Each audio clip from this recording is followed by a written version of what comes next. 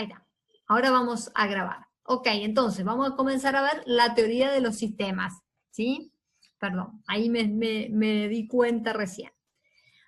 Ok, entonces, ¿qué sucede con la teoría de los sistemas? Entonces dijimos que básicamente este autor, Ludwig von Bertalanffy, en 1950, biólogo, se da cuenta de que era importante, ¿sí?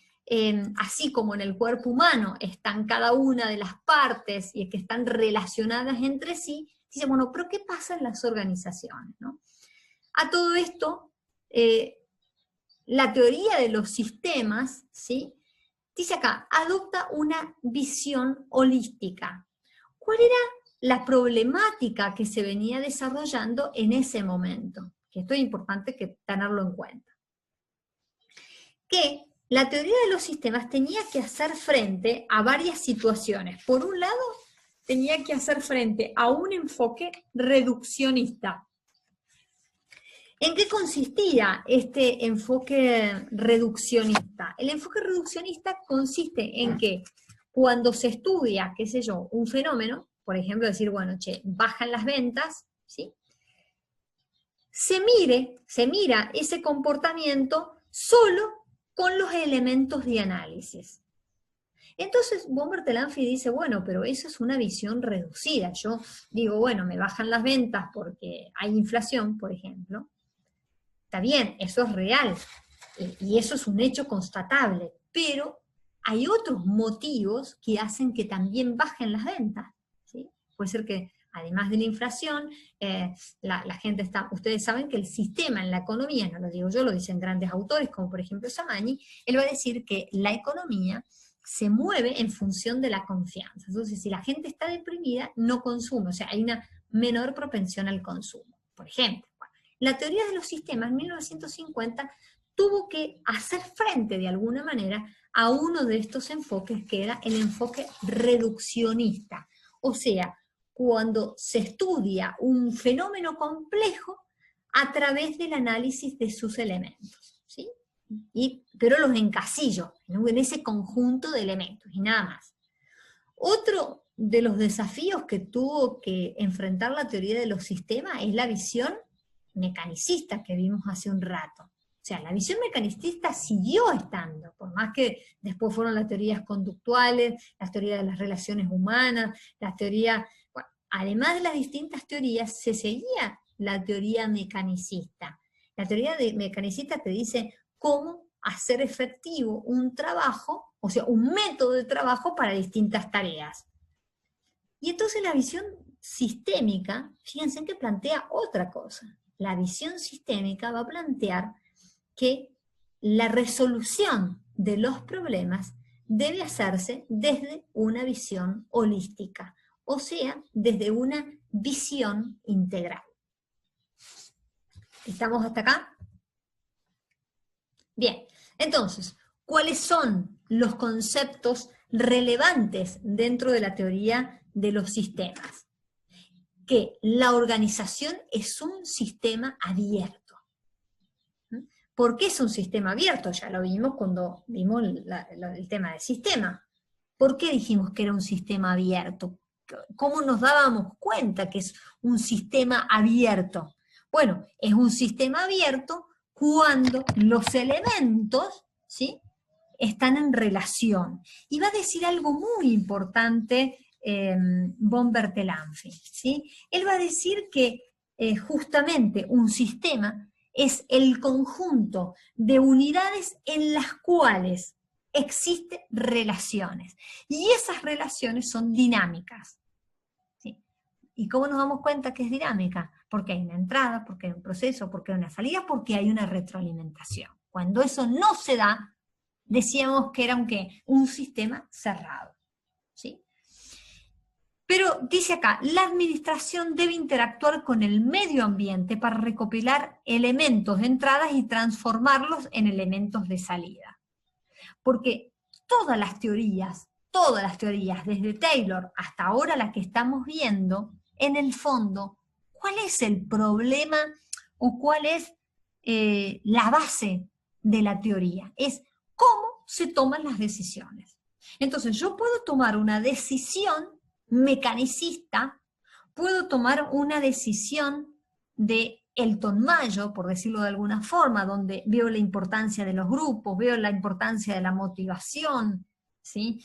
O puedo tomar una decisión en base a una visión I, donde trato de que los empleados sean más proactivos y por lo tanto colaboradores con la gerencia, hay un proceso de socialización, o puedo tener una toma de decisión holística, pero para esto también hay que preparar a la organización. Dice la teoría de los sistemas que la eficiencia y la eficacia no basta, fíjense. ¿Por qué no basta?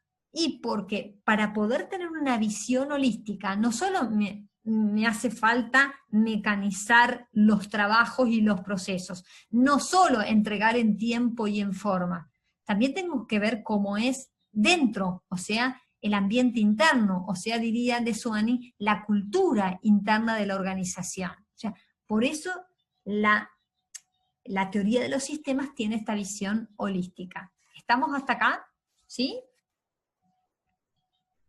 Bien, entonces, dijimos que la teoría de los sistemas es una teoría holística, ¿sí? Que responde a un conjunto de elementos que von Bertalanffy los va a llamar sistemas, pero esos sistemas, de esos elementos que están en el sistema, como existe relación, ¿sí? Y como existe dinamicidad, porque es un sistema abierto, como son las organizaciones, existe también un subsistema, o sea, aquellos subelementos que están vinculados, que están relacionados directamente con el sistema, ¿sí? La visión holística, ¿qué va a decir? Que existen muchos caminos, muchas rutas para llegar a un mismo resultado. Bueno, yo digo, che, la gente se bajan las ventas. Bueno, entonces yo puedo analizar desde el lado de los costos, puedo analizar desde el lado de la motivación, puedo analizar desde el lado del mercado y por lo tanto la economía en general, puedo analizar la logística, o sea, los puntos de venta, puedo inclusive analizar el espacio físico. No se vende porque yo lo poquito que traigo, después la gente piensa que no hay más, entonces va a buscar otros lugares donde haya más variedad. O sea, tengo que pensar distintos caminos para llegar a un mismo resultado. Después, fíjense que acá hay una de las características de los sistemas, que es la sinergia, o sea, donde todos los puntos confluyen a un punto central, diríamos, ¿sí? Dice, le existen sinergia cuando la totalidad es mayor que la suma de las partes. O sea, digo, la sinergia, ahora volviendo al ámbito de la organización, ¿qué va a ser? Y va a ser el resultado del trabajo en conjunto de todas las áreas, y no la sumatoria de cada una de las partes, porque esto en la organización se siente cuando hay sinergia que cuando hay suma de partes. ¿Se entiende hasta acá? Bien. Bueno, ¿qué más va a decir von Bertalanffy? ¿Sí? En su análisis, fíjense en que él inicia digamos, esta teoría, y después ustedes van a encontrar en la bibliografía que hay otro autor que, bueno, que un poco, digamos, de alguna manera va a seguir el trabajo de von Bertalanffy, que es Peter Singer, donde él estructura ya más que nada la teoría de los sistemas. Bueno, muy bien, podemos tener entonces fíjense acá lo que vemos ahí en el slide, es que tenemos un sistema operativo, un sistema llamado subsistema coordinador y un sistema estratégico. Perdonen que hago un paréntesis, pero no me quiero olvidar, es que este PPT, yo os lo mandé por la duda esta mañana, pero ya lo tienen de la clase pasada, ¿sí? Así que revisen en la plataforma de la universidad porque está. Si hay alguien que no lo descargó la semana pasada, lo puede descargar ahora. O sea, ahora en esta clase que estamos viendo. Entonces, él va a decir que existe toda una relación entre la entrada del sistema, lo que se da dentro de ese sistema, ¿sí? Y lo que de alguna manera va a dar como resultado de lo que se transformó. Entonces él dice, bueno, podemos dividirlo en 3 niveles. Un sistema estratégico, un sistema coordinador y un sistema operativo. Entonces dice, básicamente el sistema estratégico es el encargado de adoptar, voy a usar una palabra nueva que él no la usó, pero no es nueva para nosotros porque está trillada, ya está siendo trillada. Dice, el sistema estratégico es el encargado de reinventarse. O sea, de ver cuál es el panorama externo, de ver cuáles son nuestras fortalezas y debilidades y poder innovar, poder asumir justamente caminos o rutas de acción que la organización debe tomar. Ese es el sistema estratégico, ¿sí? El sistema coordinador es el que tiene que de alguna manera transformar. Por eso el sistema coordinador él lo va a llamar como el sistema transformador. ¿Por qué el sistema transformador? Porque es el que tiene que de alguna manera bajar esa reinvención que se pensó en el nivel estratégico para que el nivel operativo la pueda llevar a cabo. ¿Estamos hasta acá? Esto es muy importante a tener en cuenta, ¿sí? Entonces, el sistema estratégico, el sistema coordinador y el sistema operativo. Muy bien, y por lo tanto, en cada uno de esos sistemas nos vamos a encontrar con insumos, con procesos y con productos, ¿sí? ¿Por qué? Porque en cada uno va a haber un elemento para considerar, para transformar y para, digamos, de alguna manera pasar al otro sistema ya teniendo parte de las actividades principales desarrolladas. Muy bien, entonces, ¿cuáles han sido las grandes limitaciones que tuvo la teoría de los sistemas? Recordemos que, o más que recordemos, digámoslo, es que todos los sistemas, ya sea que nosotros nos encontremos con el departamento de producción, con el departamento de comercialización, con el departamento de finanzas, ¿qué tenemos que decir? Que todos los sistemas tienen un propósito, ¿sí? Tienen un objetivo, ¿sí? La teoría de los sistemas, como es una visión holística, ¿qué es lo que sucede? Sucede que un cambio, un pequeño cambio que se produzca en una de las partes, hace que cambie todo el resto. ¿Estamos hasta acá? ¿Sí? ¿Pregunta? Fíjense que también la teoría de los... Dale. Perdón, entonces, ¿cuál sería la limitación en sí cuando aparece un ahora cambio? No, que todavía, creo no la vi todavía la limitación, ¿no? Ahora empiezo. Perdón. Ok, perdón, pensé que esa era la limitación. No, digo que antes de ver la limitación dije un elemento a considerar, que me había olvidado, es que todo sistema tiene un objetivo que debe ser cumplido. Pero además de ese objetivo que debe ser cumplido, es que cualquier cambio que se realice en una de las partes o subsistemas hace que cambie todo. Y eso es verdad. ¿Se acuerdan cuando nosotros dijimos cuáles eran las características de los sistemas? De paso ahora lo vamos repasando. Homeostasis, morfogénesis, morfostasis, entropía, eficiencia, sinergia, tensión del sistema, armonía. Bueno, si yo cambio la estructura, puede ser que decir, che, mira, desvinculo a 5, pero se cierra esa área, y bueno, no podemos porque la pandemia nos ha hecho... Hay una transformación, no es indiferente. Bueno, ahora vamos a ver entonces las limitaciones. ¿Cuáles han sido las limitaciones de la teoría de los sistemas?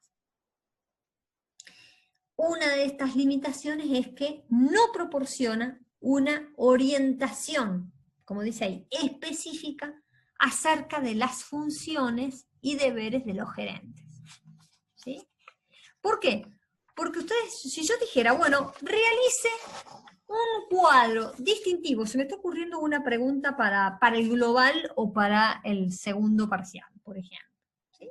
Yo digo, bueno, ¿cuál podría ser la diferencia con los clásicos y la teoría de los sistemas.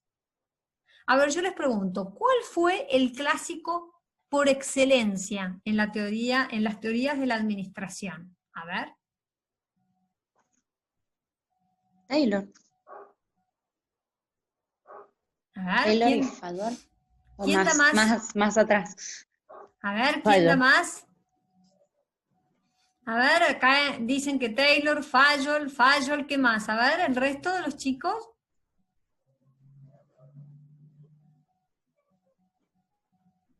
A ver, ¿Cómo era la pregunta, profe? la pregunta es, ¿quién de todos, si yo tuviera que hacer una comparación, pero no comparación, sino distinción, entre la teoría de los sistemas, fíjense en la limitación que dice acá, no proporciona una orientación específica acerca de las funciones y deberes de los gerentes, ¿sí? ¿Cuál sería el máximo exponente de la teoría de los clásicos que sí habla de las funciones y deberes de los gerentes? Fayol. Bien, bien, por favor, no me vayan a decir que Taylor es clásico, por favor. Está dentro de la administración científica, ¿sí? Pero el máximo exponente de la teoría clásica es Fayol, ¿sí? Bueno, entonces, ¿qué hizo Fayol? Si tuviéramos que hacer una distinción entre Fayol y la teoría de los sistemas, ¿qué diríamos? Y bueno, yo les voy a decir, por ejemplo, vamos a imaginarnos que están ustedes en el global. Y yo le pregunto a Julieta, ¿sí? Digo, bueno, Julieta, decime cuál es la distinción entre la teoría de los sistemas y la teoría de los clásicos. ¿Cuál debería ser la respuesta de Julieta? Es decir, y básicamente uno de los máximos exponentes dentro de la teoría clásica que especificó y analizó las funciones administrativas, y en las funciones administrativas está implícito los deberes de los gerentes, es Fayol. ¿A través de qué? Y las funciones financieras, administrativas, todas las funciones que estableció Fayol. El proceso administrativo, ¿sí? En cambio, esta visión de la teoría de los sistemas es tan amplia, tan holística, que se pierde o no considera las funciones específicas, ¿sí?, de cada uno o de los deberes de los gerentes. ¿Estamos hasta acá? ¿Sí? Esa es la principal. Después ustedes, cuando vayan digamos, a la bibliografía, van a ver que hay algunas otras limitaciones, pero básicamente la limitación más importante es eso. ¿Sí? Profe, Sí. dijo, ¿puede repetir la teoría de los sistemas que es tan amplia que no considera? Claro, que no considera los deberes y las funciones de los gerentes. ¿Sí? No, tan abarcativa que justamente no abarca o no analiza esa temática. ¿Mm? Pero sí, ustedes decir, y si tuviéramos que comparar, que una cosa es distinguir y otra cosa es comparar, ¿qué podemos decir con respecto a los clásicos que sí tienen en cuenta la teoría de los sistemas? Y que habla de una estructura organizacional. ¿Cuándo habla de la estructura organizacional? Y en la concepción estática de los sistemas. Porque ¿qué dijimos que era el sistema? El conjunto de elementos donde cada uno de los elementos existentes existe relación, o sea, existe dinamicidad, entrada, proceso, salida. Retroalimentación, pero existe una visión estática. ¿Cuáles eran? La estrategia, los elementos tangibles e intangibles y los elementos de la estructura organizacional. ¿Cuáles eran los elementos de la estructura organizacional? Tema que vimos en el primer parcial. ¿Qué era? Autoridad, especialización, tramo de control, cadena de mando. ¿Se entiende hasta acá? Sí, profe. ¿Sí? Bueno, traten cuando ustedes ya primero, un consejo que les doy es que primero ustedes vean todas las teorías, ¿sí? Y después, a la hora de volverlas a profundizar, traten de ir relacionando. ¿Cómo relacionarían esta teoría con otra? ¿Cuál sería la diferencia entre una teoría y otra? ¿Sí? Como para ver la implicancia que tiene cada una de las teorías. ¿Estamos hasta acá? ¿Sí? Sí, profe. Ok. Bueno, Profesora, sí. profesora, en esto que acaba de decir, ¿en qué parámetros nosotros debemos fundirnos para poder hacer esta relación? ¿Nos puede guiar con eso? Sí, mira, podés tomar cuáles son como los elementos más importantes de cada teoría. Es decir, che, yo te digo, por ejemplo, teoría de Taylor, ¿qué es lo más importante? Y lo más importante es cómo consideró el método de trabajo, ¿sí? Cómo consideró ese método, el estudio de tiempo y movimiento, ¿sí? ¿Cuál fue, entonces, los elementos importantes? ¿Cuál fue la gran contribución que dio esa teoría y cuál fue la limitación? Fíjate que yo te estoy diciendo como tres cosas, ¿sí? Entonces yo digo, cuál fue lo más importante? Una vez que vos estudias todo, ¿no? Decís, bueno, che, pero ¿cuál es lo esencial de la teoría de Taylor y sus seguidores? Bien, el estudio de tiempo y movimiento. ¿Cuál fue el aporte entonces? Y la especialización. La especialización es una consecuencia de la división de trabajo y justamente de ir viendo en forma continua y repetitiva cada una de las tareas.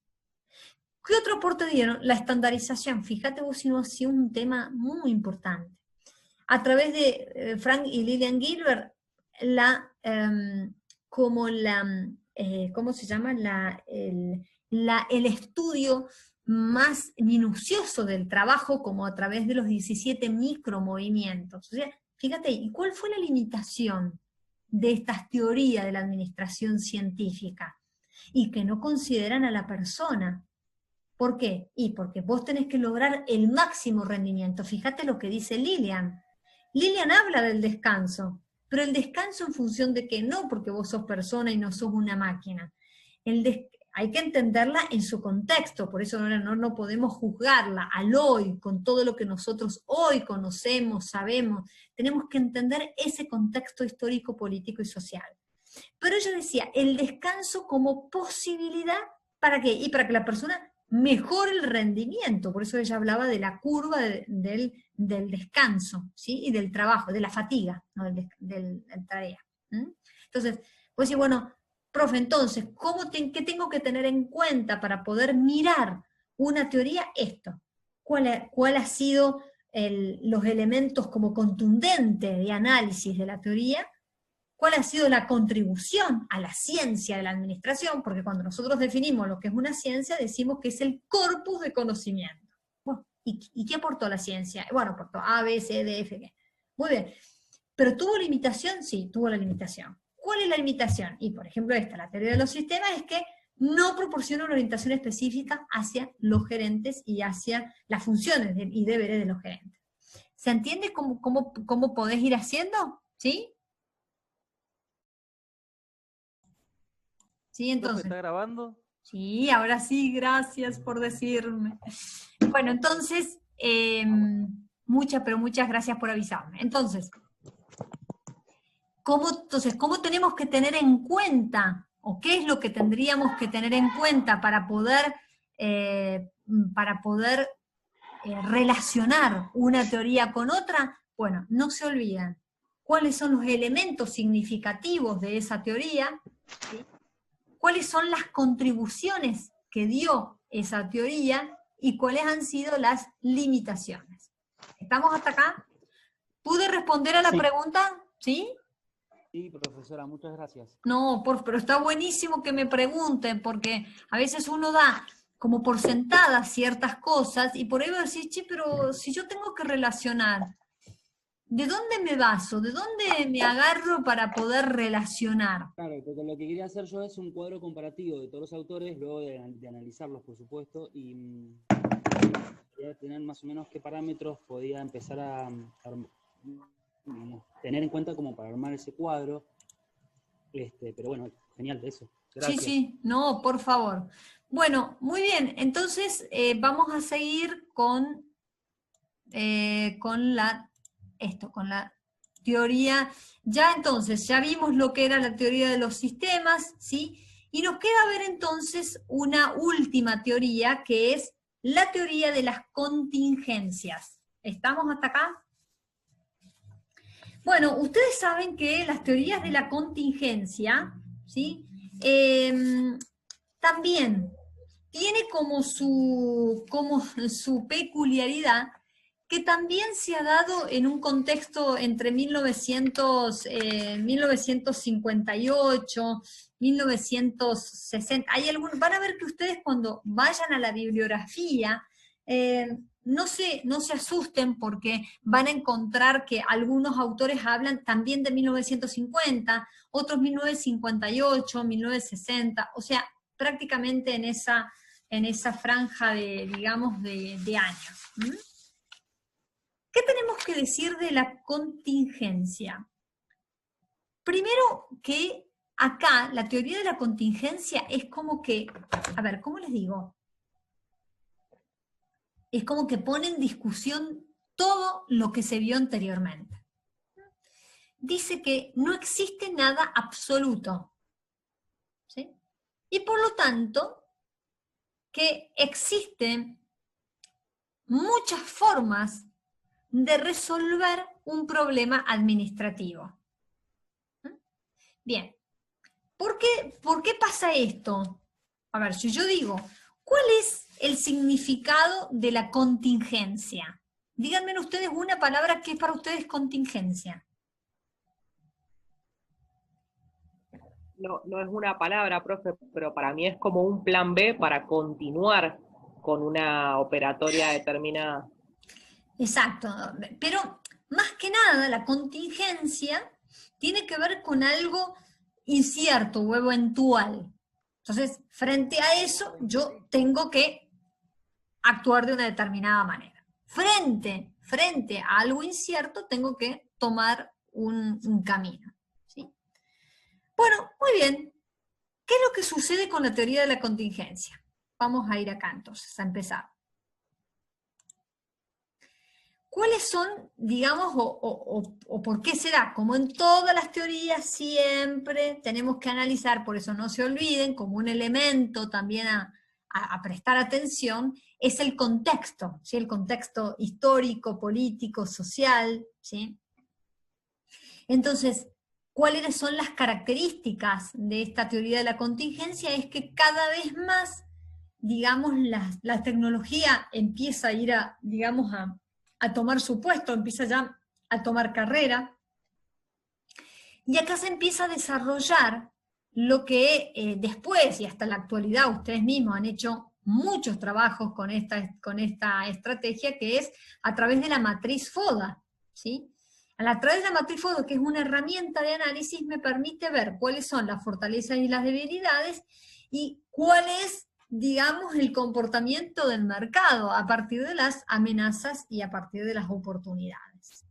O sea, ¿para qué sirvió esa herramienta? Justamente como posibilidad de poder dar una respuesta ante una situación de contingencia. Es decir, che, bueno, nadie se imaginaba la pandemia. Bueno, perfecto, que tuvieron que hacer muchos, y casi todos, hay otros que ya venían trabajando, pero muchos de los empresarios dicen, che, tenemos que reinventarnos, perfecto.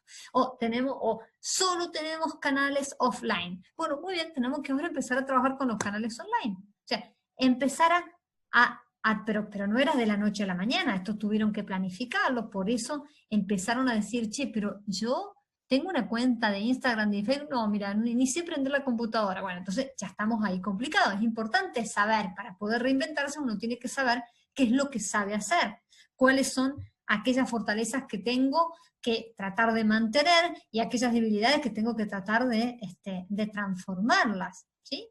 Bueno, muy bien. Justamente ahí se van a dar, yo voy a citar a un autor muy interesante, que es Skinner, que va a hablar del ambiente, de la conducta y de las consecuencias. Si bien este autor no habla de la teoría de la contingencia, porque él es un psicólogo que se dedicó específicamente a las conductas de las personas, ¿sí? Ahora vamos a ver de qué manera. A ver si lo tengo acá. Bien. Bueno, entonces, ¿qué pasó con este autor? ¿Sí? Este autor debe decir entonces que existe un medio ambiente y que ¿qué es lo que sucede? Como no existe una única manera de administrar y las circunstancias cambian, ¿sí? No existe una única manera de administrar y las circunstancias cambian. Fíjense que acá es diferente, no se me vayan a confundir con la teoría de los sistemas, que dice, bueno, una visión holística podemos resolverlo de distintas formas, pero atención, en la visión holística se supone que las circunstancias no cambian. Acá la teoría de la contingencia es que no existe una única forma de administrar porque las circunstancias cambian. Acá es distinto.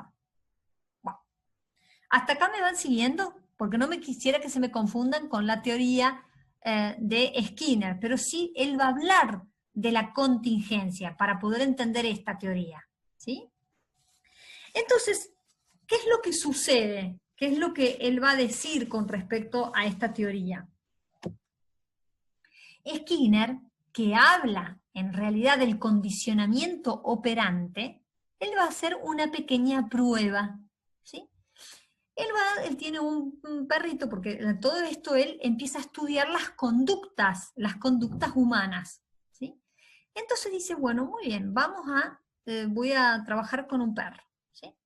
Entonces dice, bueno, ¿qué pasa con el perro cuando yo le presento la comida? Entonces empieza como a segregar saliva. No sé si alguno de ustedes tiene perro, yo no tengo perro, pero así en mi casa de algunos familiares que tienen perro, cuando le presentan la comida salta y ya la secreción salival empieza, ¿no? Como, bueno, a tener su trabajo, digamos, por decirlo de alguna forma, bueno. Entonces él dice, cada vez que nosotros repetimos una conducta, se refuerza esa conducta, ¿sí? Cada vez que, por ejemplo, él hizo distintas pruebas, entonces él le ponía como una campanita, ¿no? Entonces le presentaba la campana y ya el perro ya asociaba que la campana era el momento en que le traían la comida. O nosotros diríamos, y cuando yo muevo la bolsa de los alimentos, ya el perro ya sabe que es su comida. Bueno, ahí él habla de un condicionamiento operante, ¿sí? Bueno, dice, ¿qué pasa cuando esas conductas no se refuerzan? Se va disminuyendo y por lo tanto se eliminan. Hubieron otros seguidores, como Watson, ¿sí? Y Pavlov, que van a trabajar inclusive con un bebé y una rata, una cosa de lo más escalofriante, pero sí, van a hablar sobre todo de lo que son los estímulos, ¿sí? Los estímulos, las respuestas incondicionadas, como el bebé no tiene idea de peligro, estaba ahí la ratita, hasta que hace algo que ese estímulo, ¿sí?, cambia la conducta, ¿no? Bueno. Entonces él va a decir, justamente volviendo a Skinner, y ya después vamos a relacionar con la teoría de la contingencia, es que como el medio ambiente, entendiendo el medio ambiente como todo lo que pasa dentro de la organización, no se me vayan a confundir con el ambiente de lo que ocurre en el mercado, no se me vayan a confundir, ¿sí? El medio ambiente adentro de lo que sucede dentro de la organización, él dice, es como un estado inicial, donde hay ciertas conductas que cuando se refuerzan, hace que el resultado de esa conducta, ¿sí?, uno vaya teniendo como un cierto tipo de comportamiento. Ahora, ¿qué pasa cuando las conductas, ¿sí?, van cambiando porque las circunstancias cambian? ¿Y por qué cambia? Y porque va cambiando el ambiente, ¿sí? Entonces dice, entonces es importante ver cuáles son aquellos factores que van a afectar o que van a de alguna manera alterar a ese ambiente, en este caso sería la organización. Bien, entonces, básicamente lo que va a afectar a la organización es cuando hay una alteración de las circunstancias, cuando hay una tecnología, entonces la persona como lo que vimos en la pandemia, se tiene que reinventar y no sabe cómo hacerlo, entonces, bueno, desesperadamente empieza a buscar cursos para saber cómo tiene que hacer para subir una cuenta empresarial en Instagram, cómo hacer la publicación, cómo relacionar. Entonces hace que se altere como el statu quo de la organización. Hasta va a hablar Lorsch, sobre todo uno de los grandes seguidores del enfoque de la contingencia, va a decir que inclusive la estructura organizacional puede volverse un elemento, digamos, como prácticamente de, no que atenta, pero que sí puede como de alguna manera ocasionar alguna incidencia en la organización. Entonces, cuando nosotros decimos que la contingencia no hay una única forma de administrar, porque las circunstancias cambian, ¿qué es lo que estamos queriendo decir entonces en definitiva, después de todo este rollo que les hice, el condicionamiento operante del estímulo, de las condiciones? Es que existen factores internos y factores externos, ¿sí?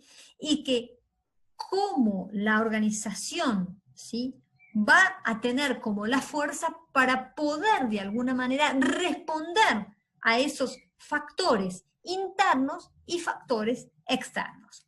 ¿Estamos hasta acá? ¿Sí? Sí, profe. Ahora, ¿qué es lo que sucede con la teoría de la contingencia? Que la teoría de la contingencia prácticamente va de alguna manera a rechazar un enfoque mecanicista clásico, ¿sí?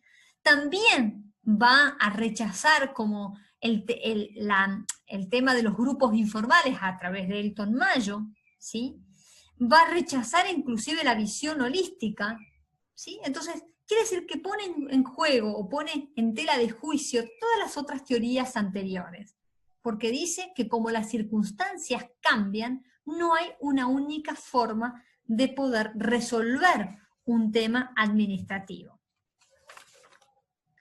Bien, ¿qué más tenemos? Acá hay varios autores, entre ellos esta socióloga inglesa. Fíjense, en 1958 ella también empieza a estudiar el comportamiento fabril. Y ella va a decir una cosa bastante interesante, ¿no? Es decir, la tecnología afecta al diseño organizacional, y eso que ella no estuvo ahora, no está en la pandemia. Pero se daría cuenta que lo que ella promulgó en sus contribuciones tenía razón.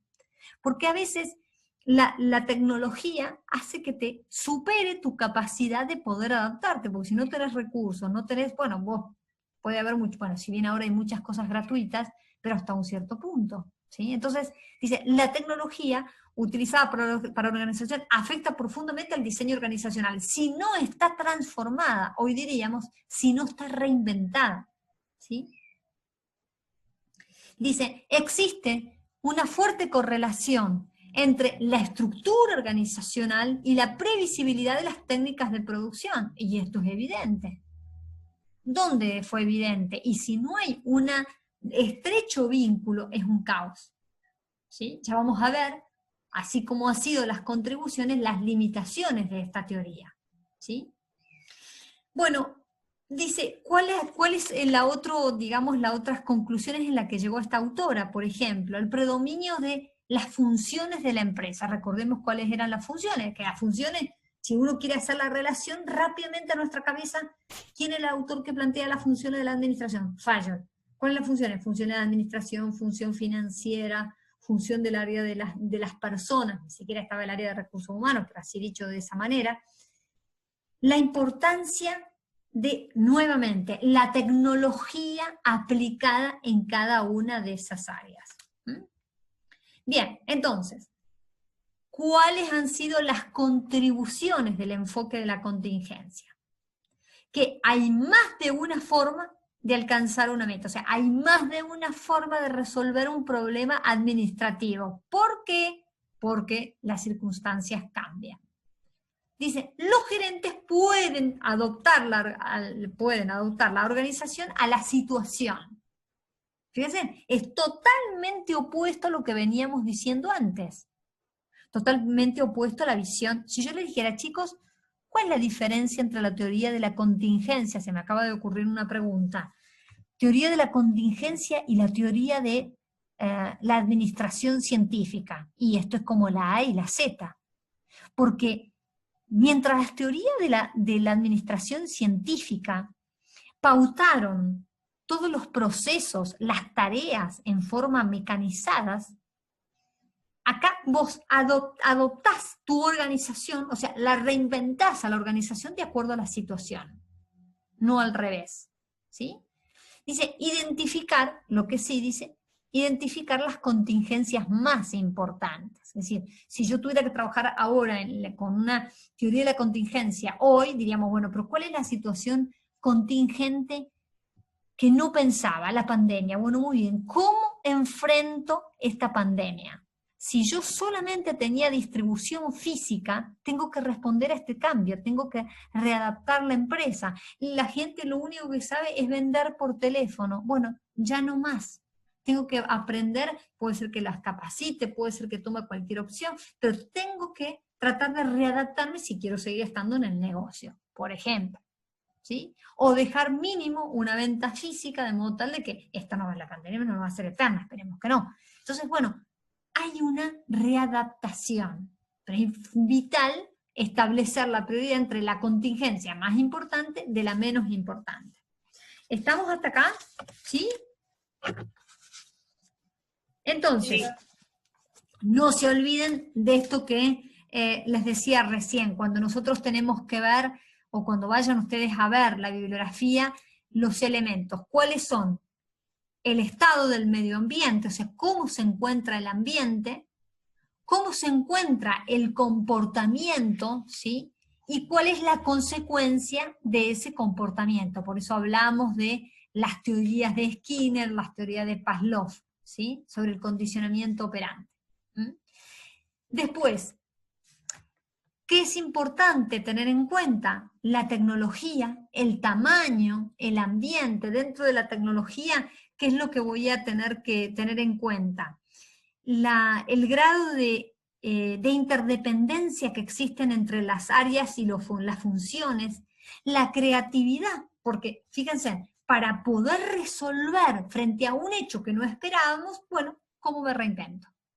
Ayer hablaba, he tenido la grata sorpresa, la grata alegría de que contar con un empresario nuestro de Mendoza en mi clase, y era muy interesante las propuestas que hacíamos con los alumnos, y sobre todo él fundamentalmente, y cuántas cosas creativas puede hacer hoy el empresario. Pero basta que no solo que analice la contingencia y decir, bueno, se me vino la pandemia y no puedo hacer más nada, sino que intenta repensar dentro de estos contextos difíciles cómo poder dar una respuesta, ¿no? Y no lo piense solo, sino de manera colaborativa, ¿no? Porque él va a decir una frase muy interesante que dice que los genios solos tal vez son genios, pero que la inteligencia más beneficiosa es cuando se piensa en conjunto, cuando hay muchas personas pensando en un mismo proyecto. Entonces eso da la posibilidad de que algunos son más llevados a la parte financiera, más a la parte comercial, más a la parte personal. Entonces juntos se piensa en un proyecto que sea realmente beneficioso para la organización. Bueno, ya estamos llegando casi al final. Sí decimos cuáles son las limitaciones del enfoque de la contingencia. Bueno, un poco lo estamos viendo, ¿no es cierto? O sea, no todas las contingencias críticas se han identificado, ¿sí? Porque yo puedo hacer una lista y siempre aparece algo nuevo, entonces, si yo tengo que adaptar permanentemente, esto a la larga trae un perjuicio para la organización. Yo puedo adaptarme, pero no puedo estar cambiando permanentemente. Ese es el gran riesgo. Dice, y la teoría, lo que vemos acá, no puede ser aplicable a todos los problemas administrativos. Entonces, básicamente, ¿con qué nos encontramos? Nos encontramos que todas las teorías tienen elementos a considerar, que tienen contribuciones y que tienen limitaciones. Y las limitaciones, si ustedes dan, pero profesora, ¿por qué tiene limitaciones? todas las teorías? Bueno, la limitación es primero porque está desarrollada por seres humanos, ¿no? Pero básicamente porque todas las teorías responden a un contexto y a un momento histórico. Y no siempre ese momento histórico, nosotros, viéndola a la luz del tiempo, decimos, pero ¿cómo no se le ocurrió? ¿Cómo no hizo esto? ¿Cómo no hizo? Bueno, es fácil cuando ha pasado ese momento histórico y ciertos procesos se han superado, entonces está bueno poder analizarlos a la distancia. Pero in situ, en el momento, es difícil de tomar decisiones. Entonces, por eso existen limitaciones, ¿sí? Por eso generalmente todas estas teorías son probadas, son analizadas en la academia, pero para decirles que como línea, para que ustedes no se confundan ni se pierdan con una teoría y la otra, primero consejo, estudien todas las teorías. Luego, una vez que las estudies, que las comprendan y las entiendan, ahí sí anímense a hacer la relación unas con otras. ¿Se entendió hasta acá? ¿Sí? Estaba esperando que terminara de grabar, así no. Ay, está grabando. Ay, no, perdón.